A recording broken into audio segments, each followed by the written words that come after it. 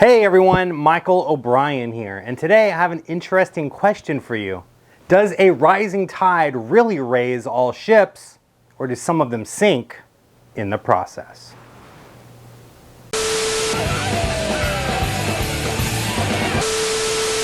Hello my friends, welcome back to another episode of Advice for Magicians, where my job is to make you the best possible entertainers that you can be. Now in today's video, I have a different sort of video for you guys. I want to react to something that I saw on Facebook. Now, in order to protect the anonymity of those involved, I'm not going to be naming any names, and I'm not going to tell you exactly where I saw said discussion happen, but it was a very interesting conversation that led me to kind of doubt or question some preconceived notions that I had about certain things. I know I'm kind of being vague and mysterious, but I want to go ahead and hop right into it. Before I do that though, I just wanted to thank all of you so much, welcome you into 2024. Thank you for sticking with me all through last year, through all the ups and the downs and all of that stuff. I finally got back visiting my family in Texas. I'm back in California again, and this is the first video I will be shooting for 2024. I know some videos have already gone out. Those were filmed, of course, before I went on my holiday vacation last year, but I'm back and I wanted to show you guys a couple of my Christmas gifts. My wife gave me some awesome stuff and I wanted to show that off right here in the video. The first bit is this beautiful, I think they call this a club jacket. Show you guys the back. Give you some back shots there. Really cool Guinness jacket. And possibly the coolest gift you can ever receive from anybody, especially if you are a YouTuber, a custom neon sign. Now I know it's not on right now and I haven't hung it up, but this is gonna go right about there in that space behind me. I haven't gotten it up on the wall yet, but I thought I would do like a full sort of welcome to 2024 video for that, me putting it up on the wall. Maybe it could be part of the 10K video. Almost at 10,000 subscribers. So if you haven't already clicked that subscribe button, please go ahead and do so. It'll help a lot. Also, if you're looking to add some new pieces of magic to your act, please head over to o'brienmagic.com and check out my online store. Plenty of goodies for you guys over there. And last but not least, if you'd like to support the channel and unlock some extra goodies here on YouTube, go ahead and click the join button, or you can go to the membership tab for more information on how to join. I'd like to welcome some of our newest members. So without any further ado, ladies and gentlemen, please say hello to Maxime Laliberte. I hope I said your name right, my friend. Murray Beatty, Ty Daly, Mike Marlowe, John Phillips, and Scott Lewis. Thank you guys so much for becoming members. It really is because of you that I'm able to keep this channel going. So from the bottom of my heart, thank you so much. Whew. All right, now that all of that is out of the way, let's dive straight into this video. All right, so I started this off by asking a question. Does a rising tide truly raise all ships, or do some of them sink along the way? Now, what I'm talking about in this video is pricing. Specifically, the idea that if all of us collectively raise our rates and stop charging lowball rates, will that allow for everyone to, charge higher prices? Like if everyone is not racing to the bottom with the lowest price and everyone raises their price, then naturally people are going to have to pay more to pay for your services, right? And then we all benefit from that. That's the thought process behind the rising tide theory. If everyone brings their prices up and they all agree to do that, then the customer base has to pay one of you, right? But that person that they do pay, they're not going to be paying bottom of the barrel prices. They're going to be paying this new price that everyone has agreed on. Now, the other side of that is, do the ships sink when this happens, right? And what I mean by that is prices are going up, everyone's raising their prices, but you're looking around and you're like, what the heck, man, I raised my price and I'm not booking anything now. I was doing okay booking at the price that I had before, Yeah, it was a little lower than I wanted it to be, but at least I'm booking gigs. Now I've raised my prices and no one's booking me, right? So in this video, I wanted to ask this question to you guys. You know, is it a benefit for all of us to raise our prices, or do maybe we need to take it on a case-by-case basis? And the reason I'm going back to this now is there was someone on Facebook that was showing their prices and what they were charging for their magic shows. And it wasn't just bottom of the barrel, it was very low. They were almost doing the events for free. I mean, they might as well have been doing the events for free.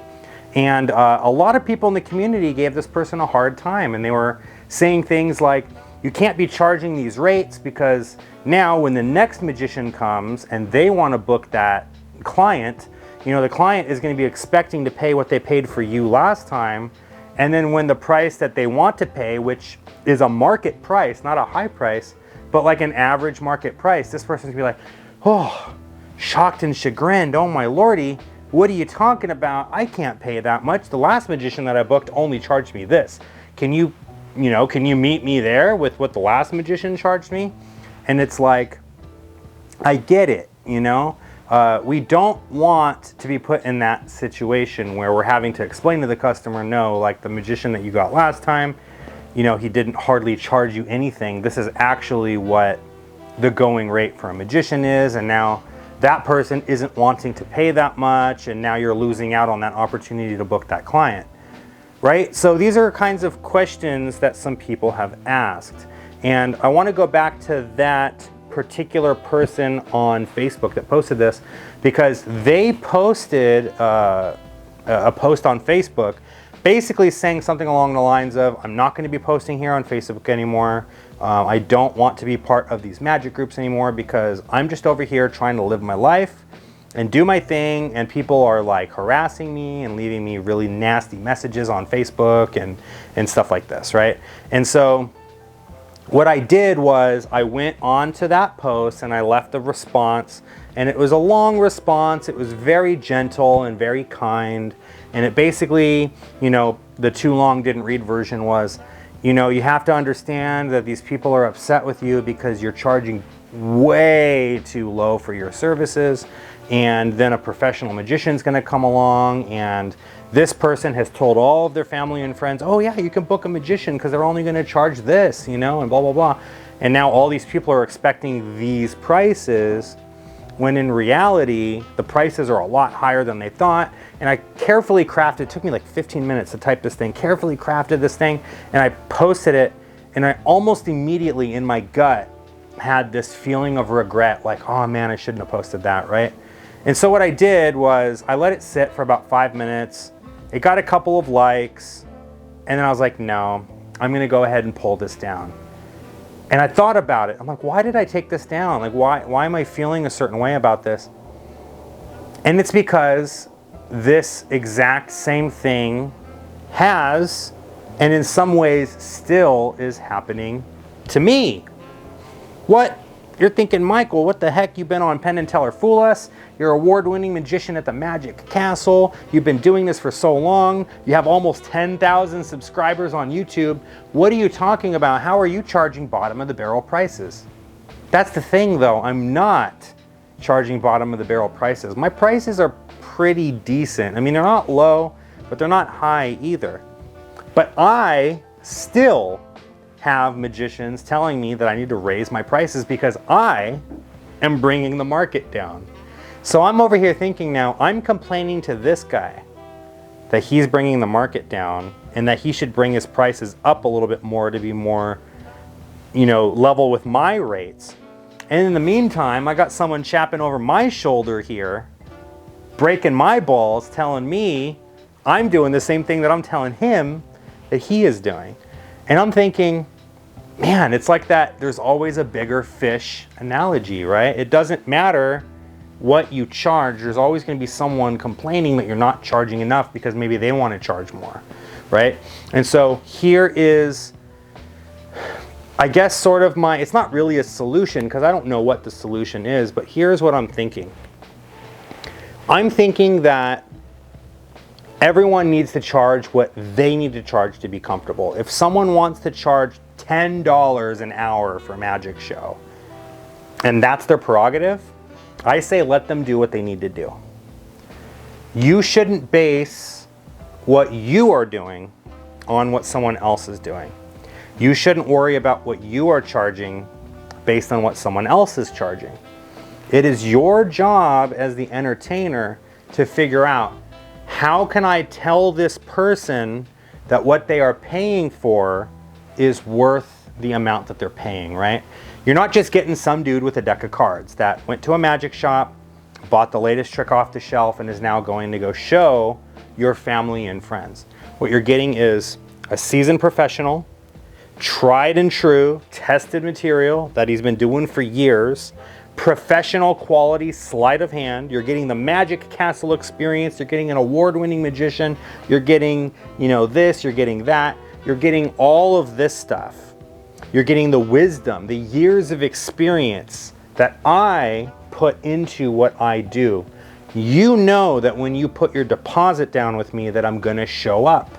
You know that when you put your deposit with me, I'm guaranteeing a certain level of experience, of professionalism, and all of this stuff. It is our job as the entertainers to, pass this knowledge on to the customer. And if the customer can't afford you, at the end of the day, they can't afford you, right? And the way that I think about it, there's this story. This whole episode is going to be about ships, so I guess we'll just go ahead and go right into it. But there's this whole story, right, where it's like this massive ship, like an ocean liner ship, they can't get it to start, right? For whatever reason, they crank up the engine and it's making a rattling noise and the propellers are not turning. So they call in a professional. He's the best. He's like, the best ship mechanic in the world. There's no other mechanic like him. And they have this guy come. He looks around for about 10 or 15 minutes. He looks at the propellers. He opens up his little bag. He takes out a hammer and taps very gently on one part of the engine. And then he tells the captain, go ahead and fire up the engines. The engines are starting and they're purring without a care in the world. And he invoices them and they look at the bill and it's $100,000. What the heck? What am I paying you $100,000 for? You didn't do anything. All you did was just tap with a little hammer right on the freaking thing. Like, what the heck? Like, why would I pay you, $100,000 for this? So he gave them an itemized breakdown of, what he charged them. And basically the breakdown was something along the lines of, tapping with a hammer, $5. Knowing where to tap with the hammer, $99,995, right? Like this little itemized breakdown thing. And so the moral of the story is you have to know how to communicate to your client that, yeah, you're charging a lot of money, but there's a reason you're charging them this. You didn't just go to the magic shop and buy a trick and you're just going to show it to their family and friends. You have the skills and the expertise in this particular subject, meaning that when they hire you, there's a certain level of expectation. Now, of course, you have to deliver on that, right? You can't charge, $1,000 an hour and then you show up, you're late, you're drunk, your magic's falling apart, whatever. Obviously, you have to show up and you have to deliver, right? I mean, that just makes sense. But the moral of the story is that if you can convince the client that you are worth what you're asking for, it should not matter what anyone else around you is charging. So let's come back to that question now. Does a rising tide raise all ships? I think it helps. I think it helps if everyone, especially in your circle, all agree, you know what, the lowest that we're going to want to charge is this, right? Because we really want, especially when we're passing gigs back and forth and I'm unable to do this one, can you cover this one for me? And yeah, don't worry, I got you, I'll take that gig for you. And we're recommending each other and whatnot, and you're kind of keeping it within that little circle. Check out the link in the description below, by the way, because I do a whole video on how to keep the money in your circle. Highly recommend you guys check that video out. But keeping, these things within your own circle or whatever, I think that there's no problem with that and it will probably be helpful. But telling other people what they have to do based on what you want to do, I don't really agree with that.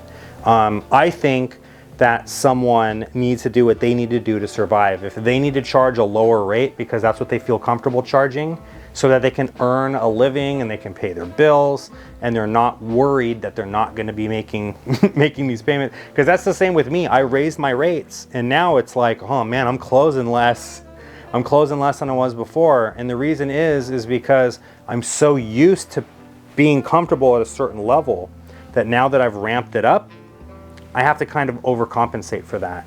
And I very recently just booked an event and I charged them, let's just say $1,000 for the hour that I was going to be there, right? I told them, it's going to cost you $1,000 for the hour to have me there. It's a Sweet 16 party. It's going to be a bunch of family members and stuff.